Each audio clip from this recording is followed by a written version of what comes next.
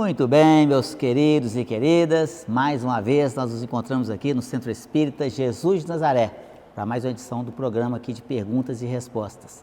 E eu estou aqui com o meu grande amigo, grande companheiro, idealizador desse programa lá atrás, né? Já contamos essa história um monte de vezes, né, Zé? Ele gosta sempre de falar que a culpa é minha. Sempre. Mas é um prazer, né, estar aqui levando aí até você, até o seu lar, até você, onde você estiver. Você que está assistindo aí ao vivo, ou você que está assistindo aí agora. Se está assistindo agora é porque hoje é o seu dia, né? Eu estou aqui com o Zé Amaral mais uma vez, para a gente poder fazer aqui mais uma edição aqui do Perguntas e Respostas. Obrigado, Zé, por sua presença. Eu que agradeço. Boa noite a todos, bom dia. Boa tarde, dependendo da hora que você está assistindo. Tá certo. Que você tenha muito bom proveito. Então, pessoal, e o tema desse mês é um tema, Zé, muito interessante, né? Responsabilidade espiritual e reforma íntima. É o tema do mês. E o tema da semana, que é o que nós estaremos estudando aqui hoje, são 10 perguntas, consequentemente 10 respostas. Esperamos que a gente faça as 10 respostas aqui. E o tema da semana é livre-arbítrio e escolhas conscientes. Então, meus amigos, compartilhe aí, inscreva-se no canal, dê o seu like aí, né? Compartilhe com algumas pessoas aí que com certeza eu acredito que esse programa de hoje, as perguntas vão ajudar muitas pessoas, tá certo? E eu quero fazer a primeira pergunta para o meu querido amigo, grande companheiro, meu irmão Zé Amaral. Olha só, Zé, o que é o livre-arbítrio para o Espiritismo? É um dos princípios, né, da doutrina espírita, dos subprincípios. Somos os arquitetos do nosso próprio destino ou estamos presos a uma fatalidade? Essa é a grande pergunta. Somos os arquitetos ou estamos presos a uma fatalidade? A um destino. A doutrina espírita nos diz: o homem tem livre-arbítrio de seus atos. Tem a liberdade de pensar e de agir. Sem o livre-arbítrio, o homem seria uma máquina e não teria responsabilidade pelo bem nem pelo mal que pratica.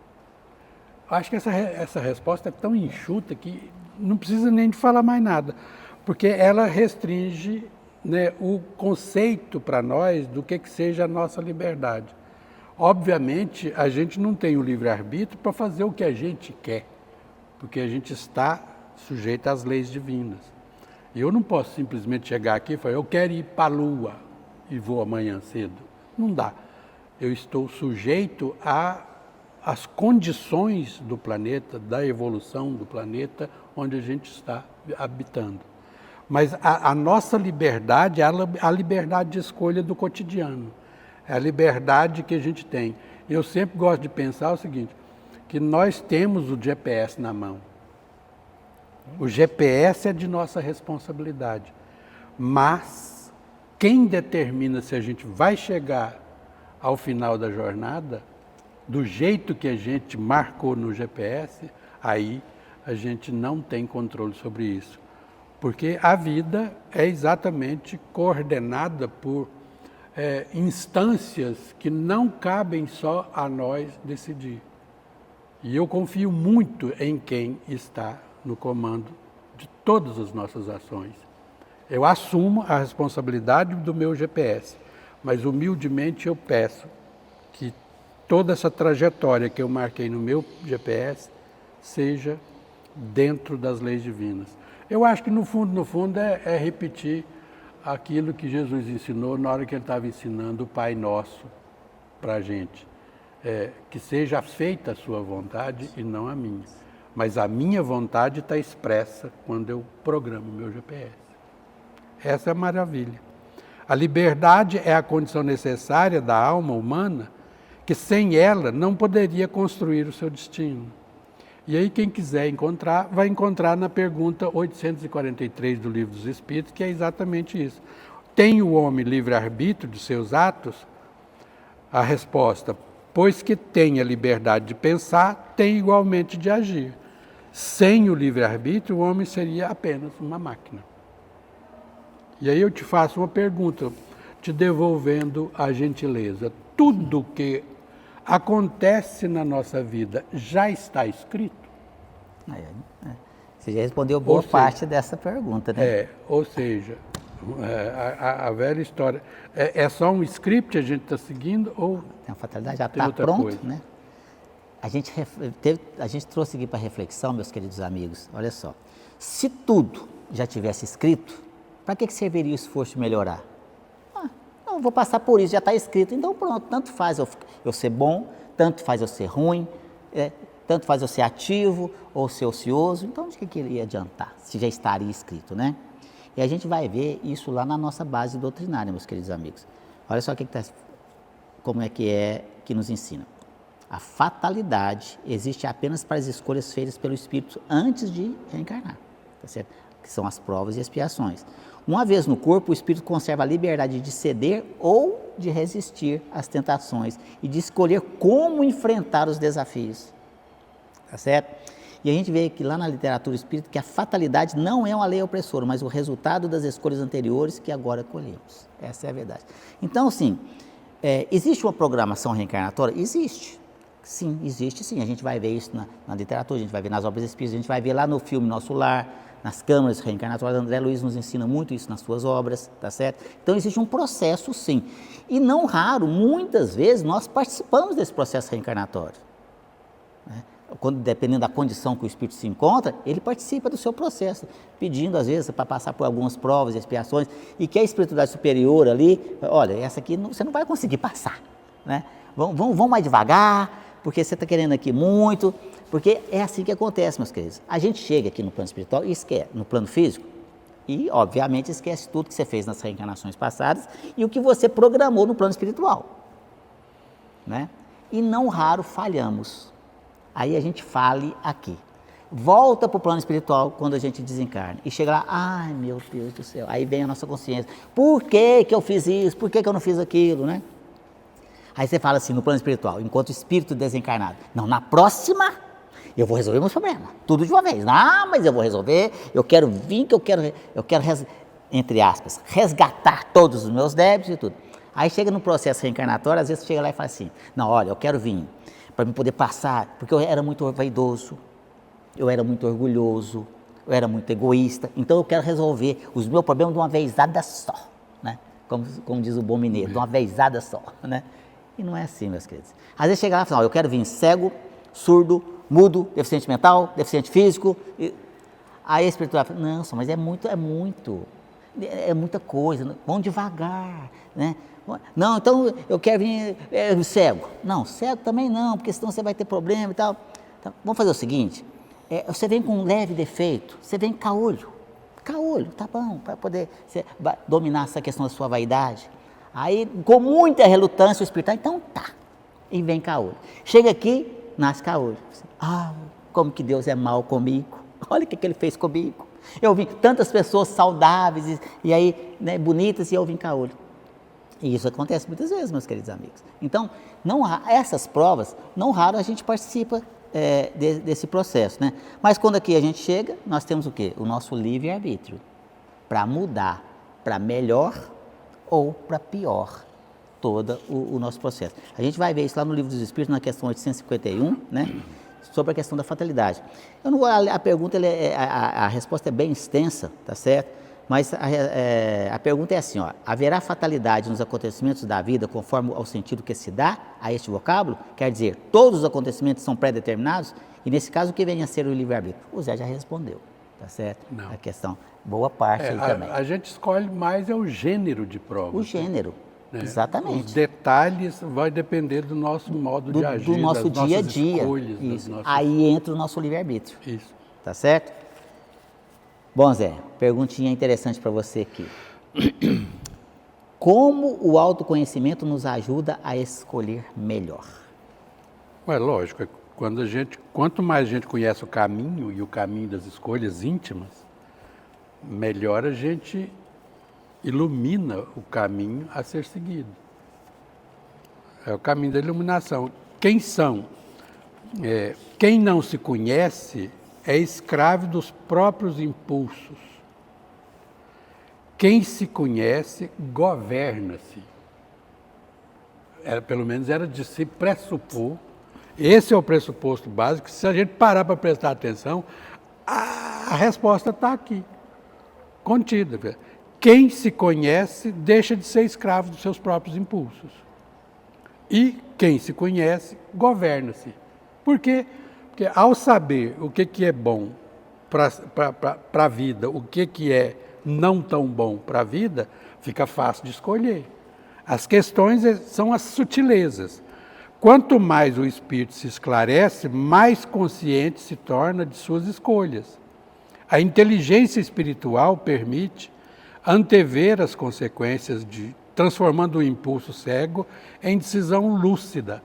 Esse Conhece-te a Ti Mesmo, por exemplo, no programa anterior, que eu estava aqui junto com o Deon, a gente falava a respeito, por exemplo. Eu fico tentando entender como que Paulo de Tarso chega no final da vida dele e ele é capaz de dizer uma frase: já não sou eu que vive, é Cristo que vive em mim.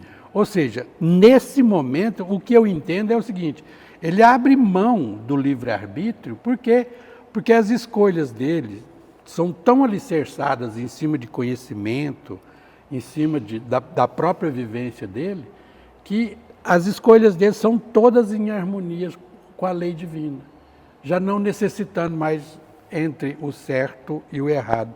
A escolha é sempre a favor do certo, é sempre automaticamente do certo. Eu gostaria de chegar nesse ponto, né, nessa vida, mas eu acho que não vai chegar, então a gente vai lutando. Conhece-te a ti mesmo e serás livre. O Livro dos Espíritos, na questão 919A, né, dá para nós um roteiro de como aprender todo santo dia, fazer um pouquinho da análise de si mesmo, para que consiga cada vez mais acelerar o processo do entendimento e da vivência, né, desse autoconhecimento e, consequentemente, harmonizando todas as atitudes em torno daquilo que se conhece. Qual a ligação entre nossas escolhas e a lei de causa e efeito? Nossa. Olha só, pessoal.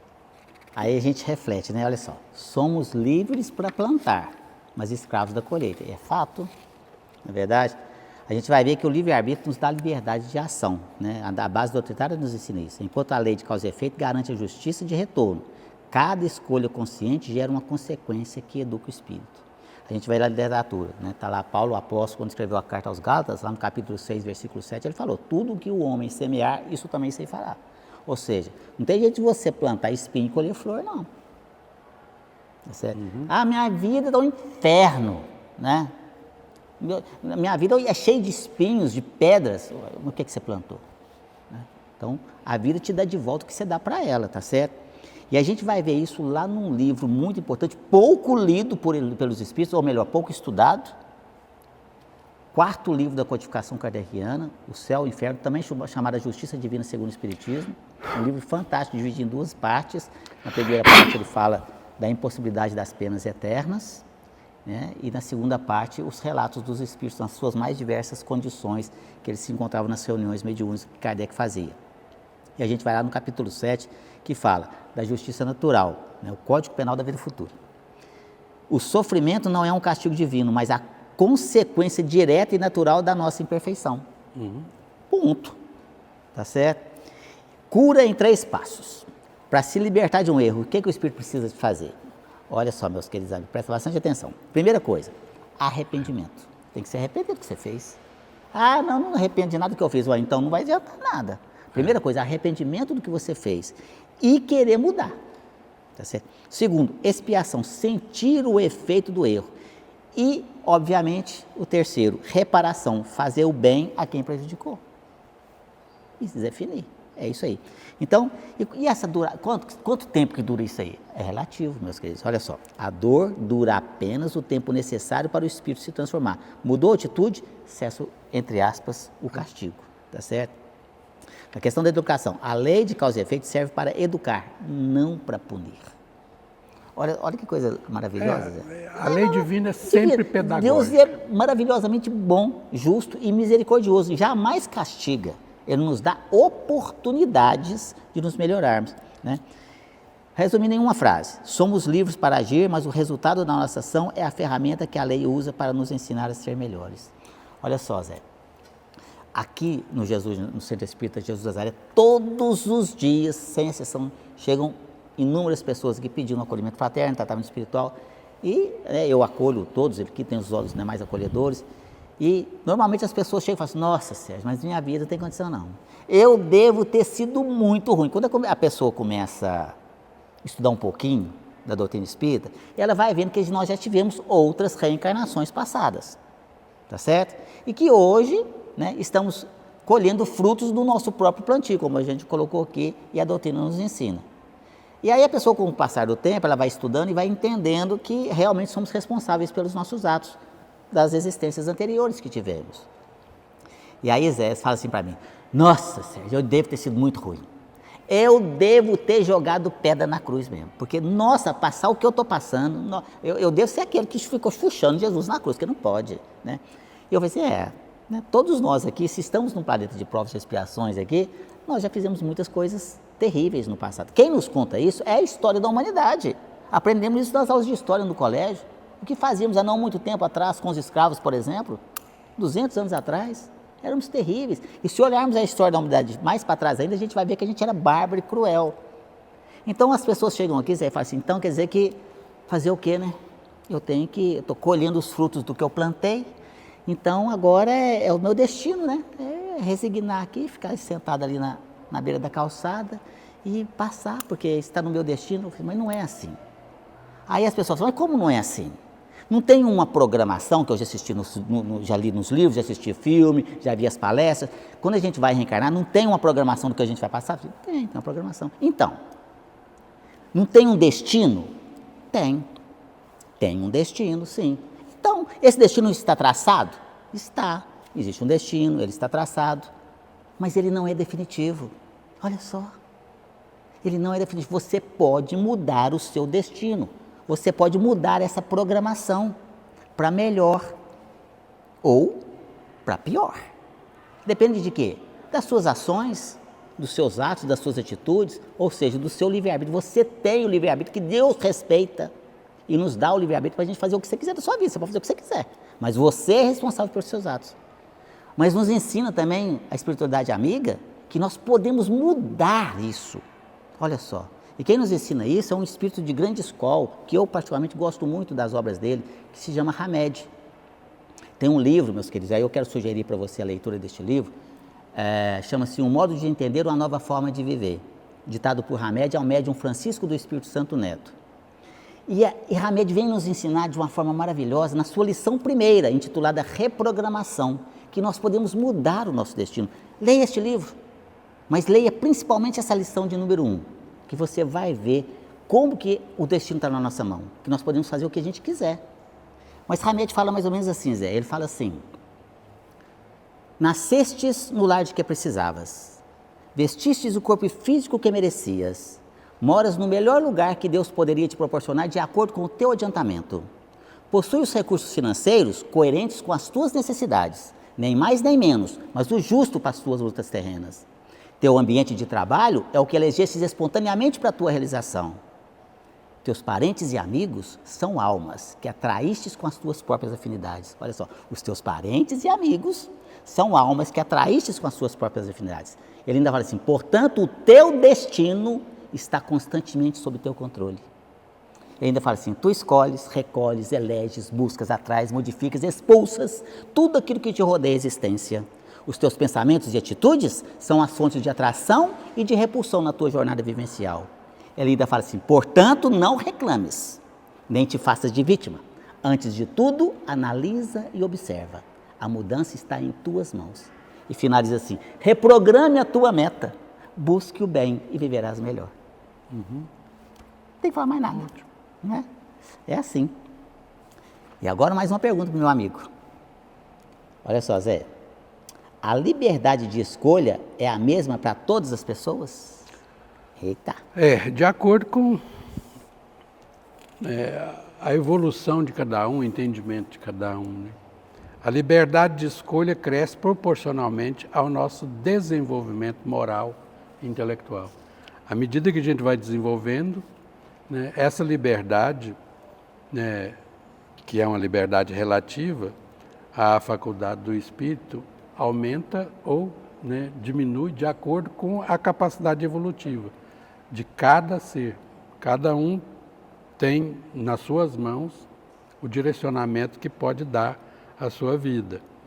Nas crianças, nos selvagens e naqueles que possuem faculdades mentais comprometidas, o livre-arbítrio é limitado, pois a consciência ainda não está plenamente desperta.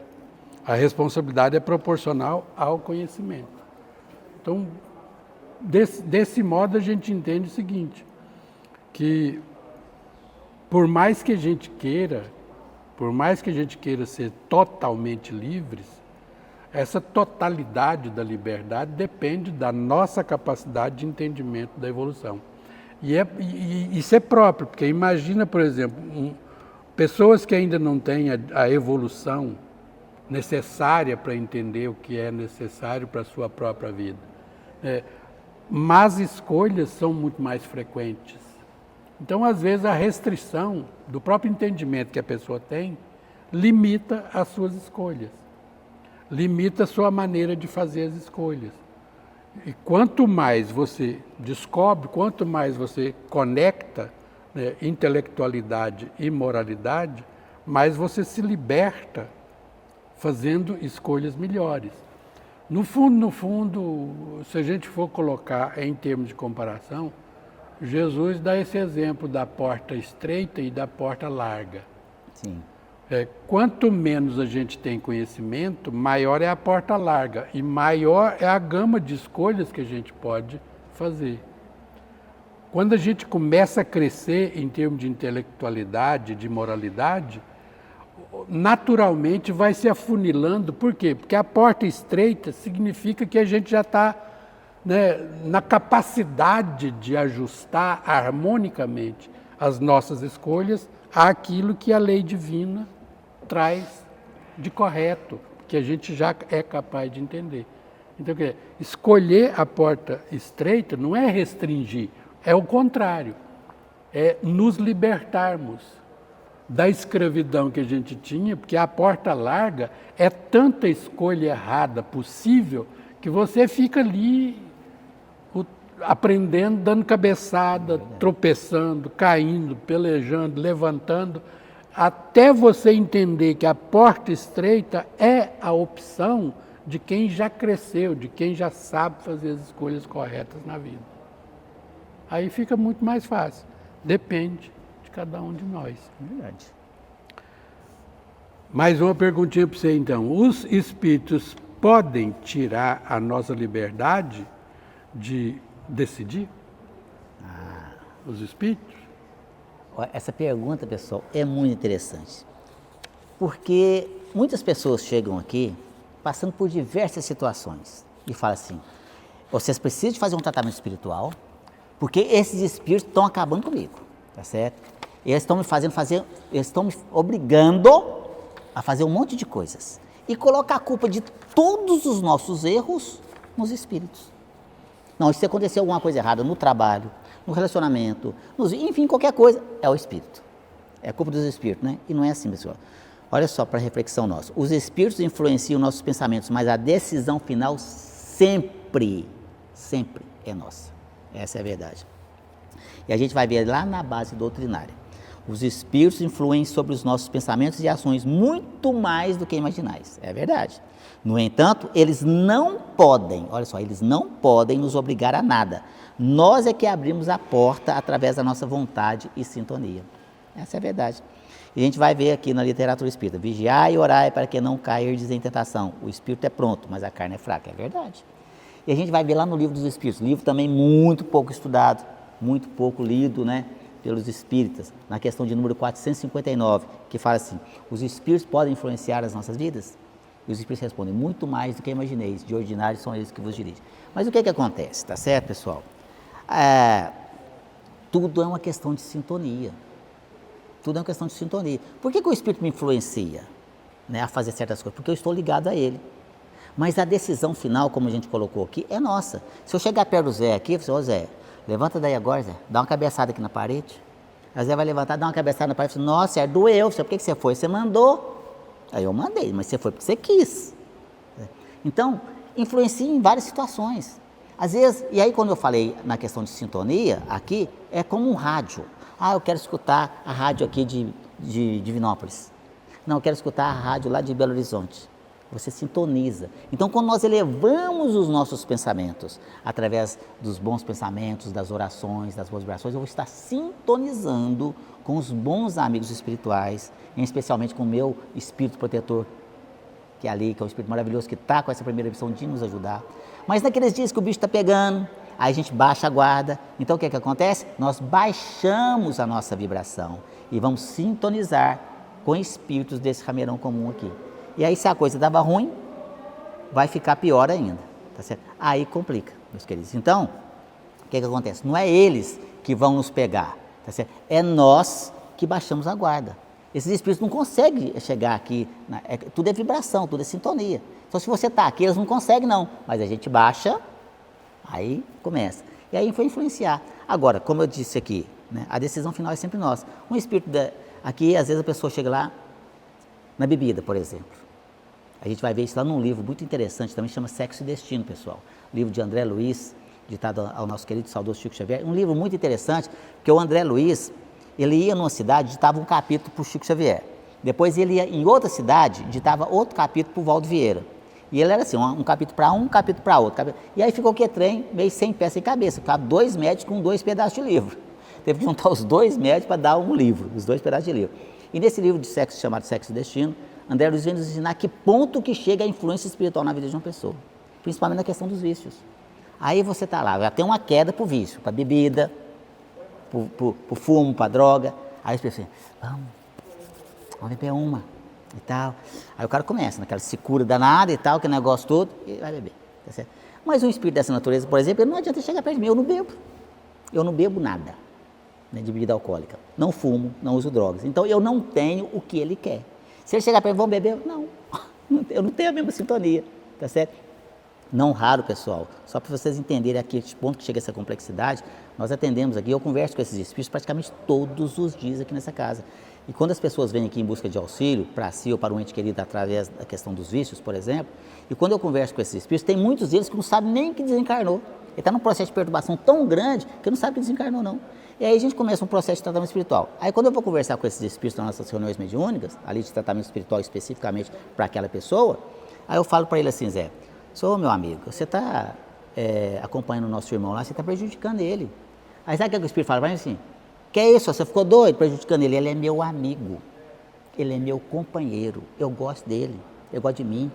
Aí eu falo assim, mas você não está notando assim algo estranho não? Que as pessoas não conversam com você e tudo, ninguém te dá atenção, até parece que eles não estão te vendo. Eu falo assim, mas ninguém gosta de conversar comigo não, eu estou tudo sujo, estou fedendo aqui, mas ele não importa não, ele é meu amigo. Às vezes ele está triste, eu estou triste, eu chego perto dele e falo assim, vamos beber uma? Aí bebe, eu bebo, aí nós ficamos alegres. Tem uns que não sabem nem que desencarnou. Então a influência existe, mas a decisão final sempre será nossa, né, Zé? Mais uma perguntinha aqui, o meu querido amigo. Olha só, Zé, a sociedade ou o corpo físico podem prender a nossa mente? Eita.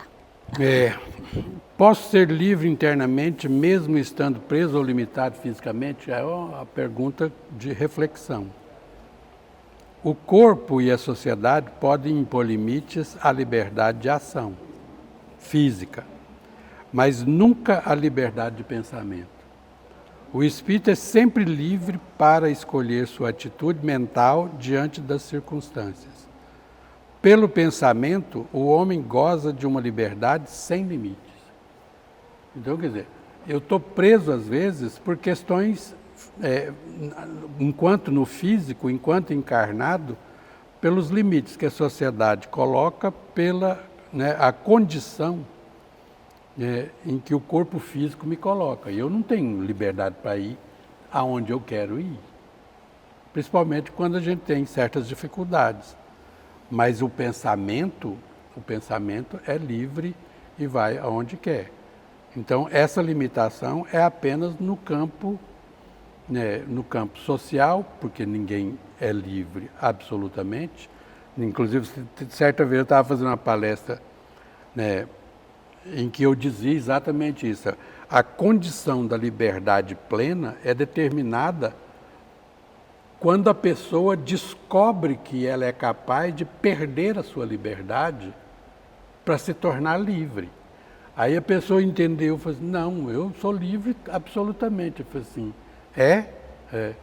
eu faço o que eu quero, a hora que eu quero. Falei, beleza, e é esse tipo de mundo que você, né, advoga, que quer, é esse tipo de mundo? Falei, beleza, é isso mesmo. Eu falei, então, na hora que eu acabar a palestra aqui, eu posso ir lá na sua casa, mexer nas suas gavetas, posso fazer o que bem entender dentro da sua casa? Eu falei, não, aí não. Eu falei, então, para os outros sim, para mim não, né? Então, vírgula. Aí agora você entendeu que para que eu possa ser livre, absolutamente no sentido da liberdade, eu só posso ser livre se eu abro mão da minha liberdade, porque eu não posso tudo. Enquanto eu estou em sociedade, enquanto eu estou num corpo físico. Agora, o meu pensamento voa, o meu pensamento cria, o meu pensamento é livre na sua totalidade. É isso que é a pergunta 833 do Livro dos Espíritos. Quem quiser chegar em casa agora, né, aproveita, dá um Google aí e coloca pergunta 833 e veja como é que é a resposta. É extraordinário estudar esse tema, porque aí a gente aprende algumas coisas que às vezes a gente passa batido, acha que pode tudo, mas às vezes a gente só pode realmente, com lucidez, até a página 4, no máximo. Né? Por que escolhemos caminhos ruins se somos livres para o bem? Pois é. Olha só que pergunta interessante, né? E a gente traz aqui uma frase para reflexão. O erro é o resultado de uma visão limitada e de desejos imediatistas. Olha só, meus queridos amigos. De um jeito ou de outro, nós vamos progredir. Porque isso é uma lei de Deus, uma lei divina. Portanto, uma lei imutável. Você que está nos assistindo agora nesse momento, você vai progredir. Mesmo que você não queira. Você vai. Agora, o tempo é de cada um. Mas Deus é paciente. Não, isso aqui vai demorar aqui mais uns 100 mil anos, 1 milhão de anos. Não importa. Uma hora você vai chegar na condição de um espírito de alta grandeza, sim. Tá certo? Vai. Mas nós temos 2 caminhos a seguir. Tá certo? O lugar você tem que chegar aqui, ó. Bem aqui. Tá certo? Mas você tem esse caminho aqui, que é um caminho cheio de pétalas de flores, gramíneas, paisagens bonitas, tranquilo, sereno, né? E tem esse outro caminho aqui, ó, que é cheio de pedras, abrolhos, espinhos, buraco e tudo, né? E ele vai chegar aqui também. Os 2 vão sair e vão chegar no mesmo lugar, né? Agora, a escolha é nossa. Eu não sei por que razão nós sempre escolhemos esse outro caminho aqui, ó. Eu quero esse aqui, eu quero o caminho do espinho, da dor e de tudo mais. É livre-arbítrio, essa é a verdade. E nós estamos bem acompanhados, porque Paulo de Tarso, no final da vida dele, ele refletiu sobre isso. Ele falou assim, o bem que eu quero fazer, eu não faço. Não faço. O mal que eu não quero fazer, esse eu faço. Aí você vê.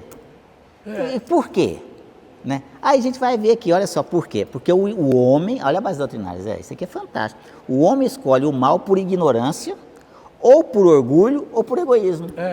Pronto, ignorância, orgulho e egoísmo. Esses são os 3 piores defeitos que nós temos até hoje ainda, né?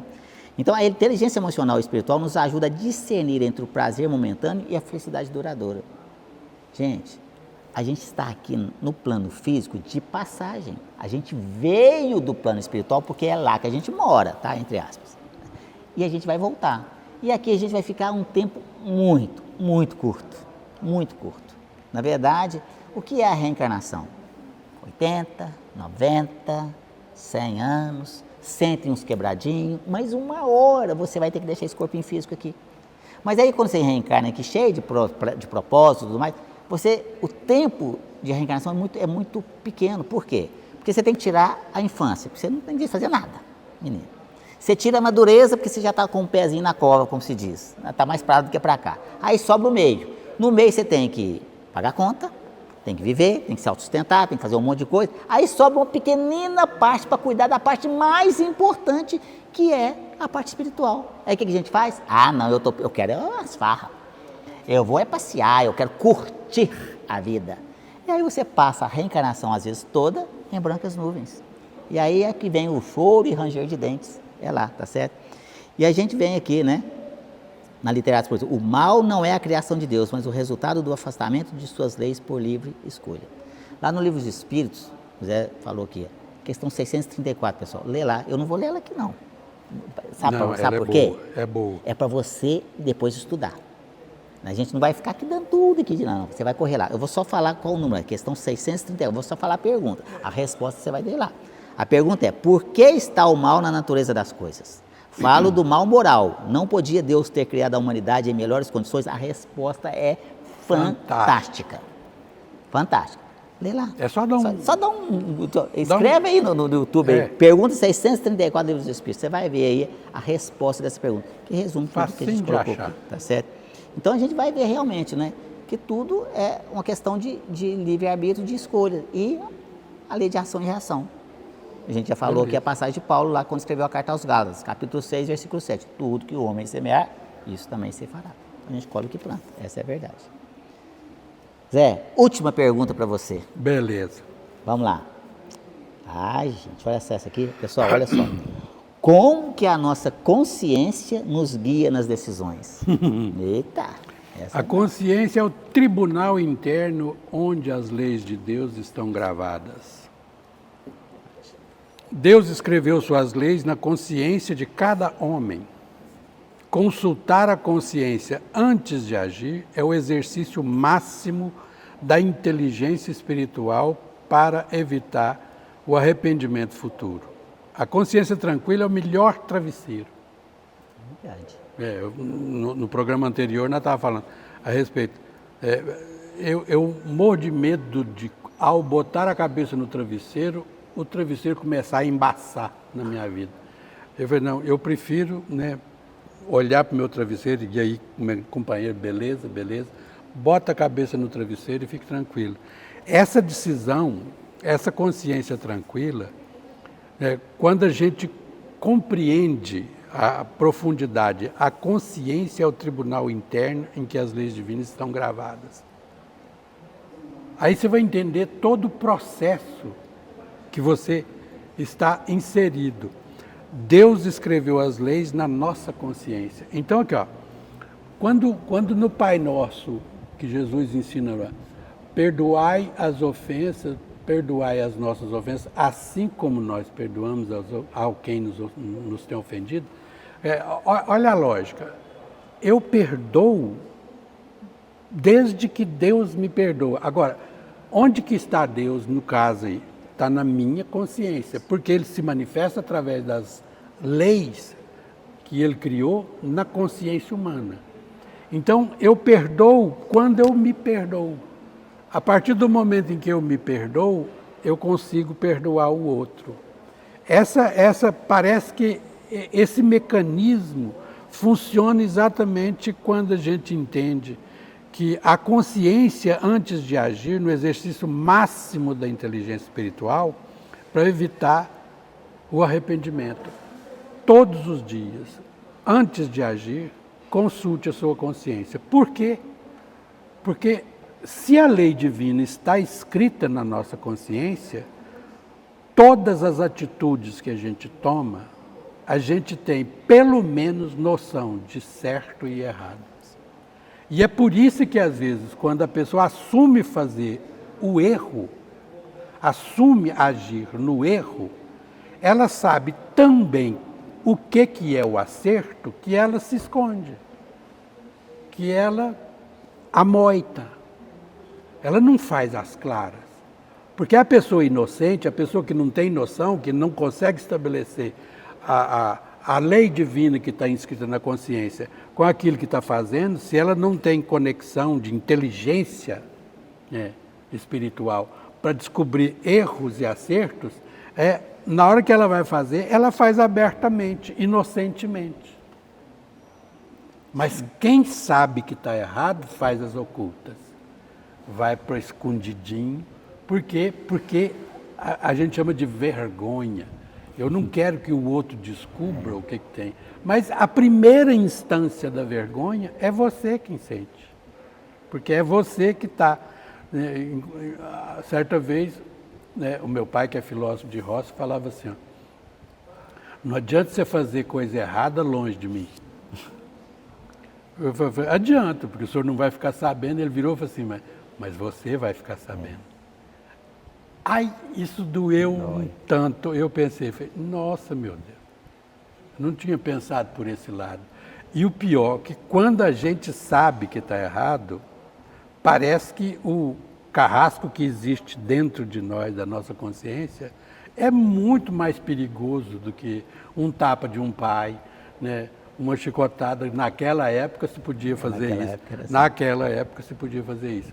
Hoje, né, nem isso tem condições. Então, eu tinha muito mais medo quando meu pai me dava esse tipo de lição, que é objetivo, mas extremamente reflexivo, e que te bota dentro de você as questões a serem solucionadas internamente. Consulte a sua consciência, porque ela sabe se você está certo ou se você está errado.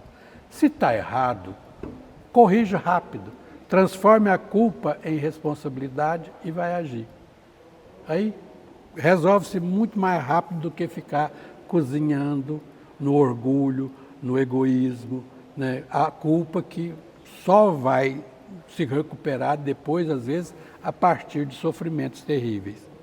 Verdade. Continuando, como o Espiritismo nos ensina a decidir melhor no dia a dia?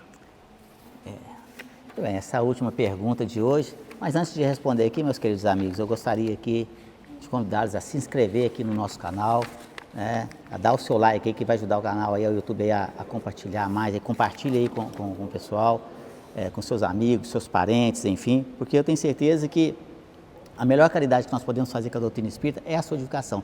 E esses programas aqui de perguntas e respostas, com certeza, se divulgado aí para as pessoas, poderão ajudar a muitas pessoas que às vezes estão passando por situações muito difíceis e que também, com certeza, poderão receber o auxílio necessário, tá certo?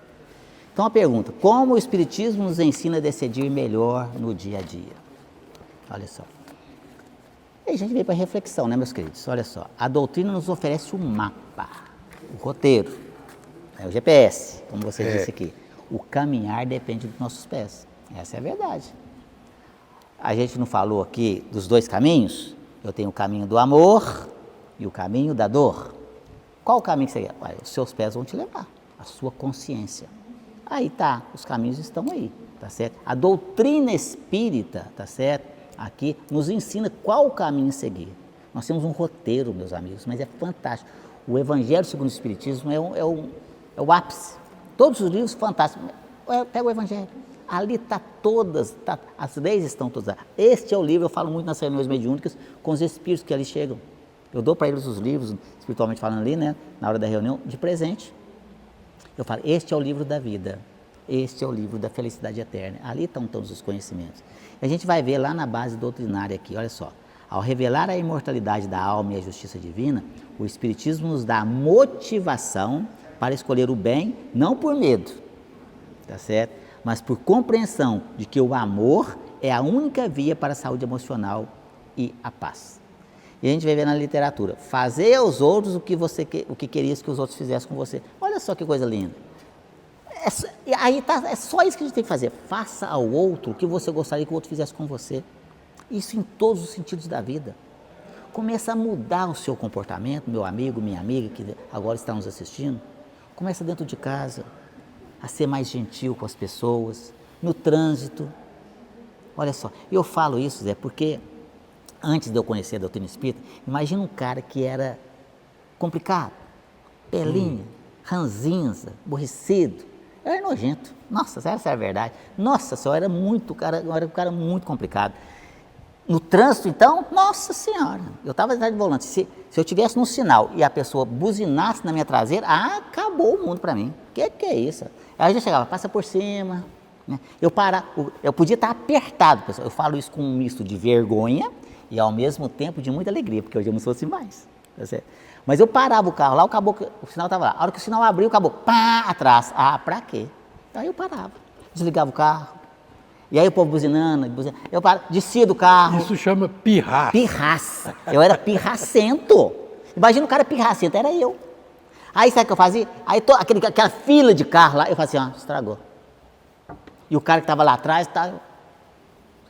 Aí passava o sinal, abria, fechava, e eu podia estar apertado de tempo. Mas eu fazia, eu era pirracento. Né? Aí depois que todo mundo passava, eu entrava dentro do carro e ia embora.